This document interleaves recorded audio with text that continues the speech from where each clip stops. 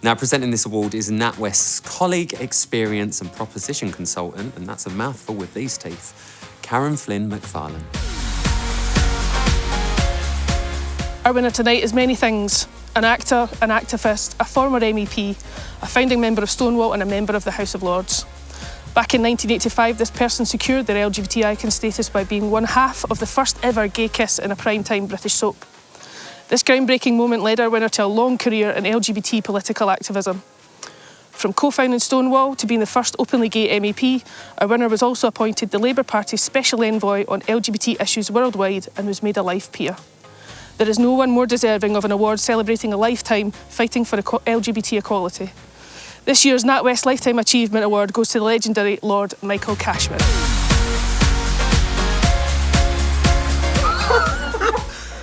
Oh my God. Here am I in my 69th year, although somebody said to me, Michael, that's not an age, honey, that's a position. But in my 69th year, in a world that is so much better for lesbian, gay, bisexual, trans plus people, did I ever imagine it could be like this? Yes, because for me, equality is the norm.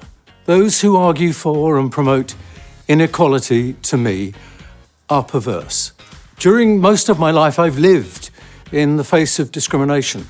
That awful, awful thing 32 years ago when the government brought in the first anti-lesbian and gay law in 100 years on the back of AIDS and HIV, which was depicted as a gay plague by some journalists who are still going today. I never believed that that would happen in my lifetime, but when it did, I knew that we had to pick up, in a strange way, a kind of legacy from over 1,000 generations of lesbians and gay men and bisexuals and trans people and anyone who was different, and our straight allies, who across those thousands of generations stood up and said, no, you can't do this. And they lost their livelihoods, sometimes their families, and sometimes their lives. So we've come on an amazing, amazing journey, and it's been with sacrifices. Now, I'm a born-again optimist, but I want to say this. I think we're living in rather dangerous times. There are attacks on trans people, and the fact that those attacks are equally supported by lesbian, gay, and bisexual people is not only regrettable, but it's deeply, deeply reprehensible. If we don't stand with the most disrespected, the most defamed, if we allow their rights to be peeled away, then the 1930s reminds us that very soon our rights will follow. So imagine you are different. Imagine you're that trans woman trying to live her life, trying to be herself.